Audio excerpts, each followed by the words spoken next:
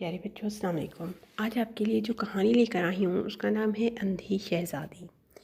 ایک شہزادی نہایت حسین اور جمیل مگر آنکھوں سے اندھی تھی۔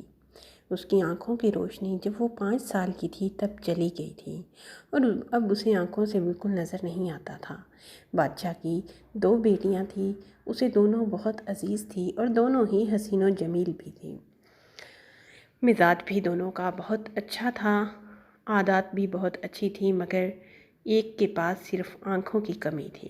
اب بادشاہ اپنی دونوں بیٹیوں سے بہت محبت کرتا تھا اور کسی کو بھی دکھ تکلیف میں نہیں دیکھ سکتا تھا۔ بادشاہ نے کوئی ایسا ڈاکٹر نہیں چھوڑا جس سے اس کا علاج نہ کروایا ہو۔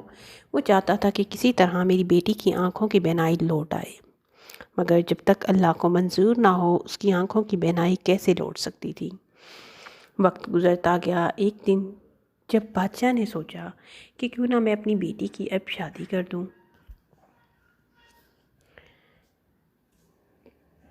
تو اس نے اپنی بیٹی کی شادی کے لیے شہزادے بلائے اور ایک شہزادے سے کہنے لگا کہ میری ان دونوں بیٹیوں میں سے میں چاہتا ہوں کہ تم میری اس اندھی بیٹی سے پہلے شادی کر لو، کیونکہ میں اپنی اندھی بیٹی کی شادی پہلے کروں گا اور جو آنکھوں والی بیٹی ہے اس کو شادی بعد میں کروں گا۔ اگر تمہیں منظور ہے تو تم ہاں کر دو۔ مگر وہ شہزادہ نہایت ہی نخریلا اور مغرور تھا۔ کہنے لگا میں اندھی لڑکی سے کبھی شادی نہیں کروں گا، اگر شادی کرنی ہے تو اپنی آنکھوں والی بیٹی مجھے دے دو۔ اب بادشاہ نے جب یہ سنا تو مایوس ہو گیا اور جا کر رونے لگا اور کہنے لگا کہ بیٹیاں تو دونوں ہی میری ہیں، مگر میں چاہتا ہوں کہ کسی طرح میری بیٹی جس کی آنکھیں نہیں اس کی شادی ہو جائے تاکہ وہ مایوس نہ ہو اور اس کا دل نہ دکھے۔ مگر یہ شہزادہ تو ماننے کے لیے تیار ہی نہیں۔ ملکہ سے بات کی۔ ملکہ نے کہا کہ کوئی بات نہیں، اگر وہ شخص اسی سے شادی کرنا چاہتا ہے تو آنکھوں والی سے ہی شادی کر لے۔ اب آنکھوں والی شہزادی کی شادی اس شہزادے سے ہو گئی۔ اب اندھی شہزادی کی نہ تو بہن رہی تھی، اب وہ تنہا پھرتی تھی، جہاں جانا ہوتا اکیلی جاتی۔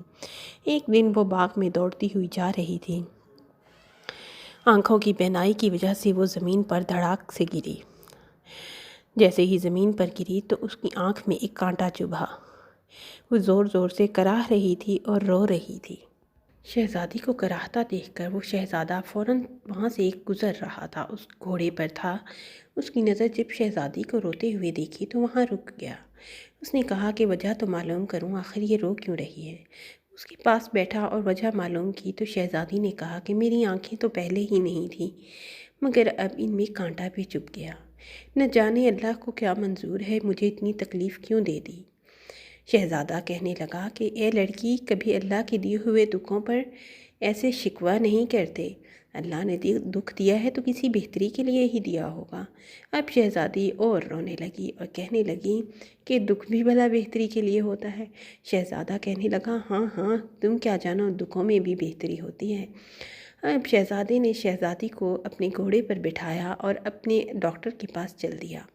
ڈاکٹر کے پاس گیا تو ڈاکٹر نے کہا کہ اس لڑکی کی آنکھ میں صرف جو کانٹا چبھا ہے وہ اس کی روشنی واپس لے آیا ہے، اب یہ کچھ ہی دنوں بعد اپنی آنکھوں سے دیکھ سکے گی۔ چنانچہ شہزادی کی آنکھوں پر پٹی باندھ دی گئی۔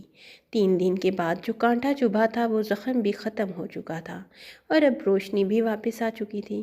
وہ شہزادہ جو اس کے پاس آیا تھا، جو اللہ کا فرشتہ بن کر اسے بچانے آیا تھا، اس نے شہزادی کو اپنے ساتھ بٹھایا اور بادشاہ کے پاس چل دیا۔ کہنے لگا کہ اے بادشاہ، میں تجھ سے ایک بچی کا ہاتھ مانگنے آیا ہوں، مجھے اس شہزادی سے شادی کرنی ہے۔ بادشاہ نے کہا کہ کیوں نہیں، اللہ نے تو اس کا نصیب تمہارے ہی دم سے کھولا ہے اور اس کی آنکھوں کی روشنی بھی اب لوٹ آئی ہے۔ پہلے ایک شہزادہ اس کو آنکھوں کی بینائی کی وجہ سے چھوڑ کر چلا گیا تھا، مگر اب اللہ نے اس کے لیے ایک اچھا شہزادہ، نیک اور رحم دل چنا ہے، تو پھر میں کیوں نہ خوش ہو جاؤں اور تمہیں اس کا ہاتھ آج میں دیتا ہوں، تم اس سے شادی کر لو جب دل چاہے۔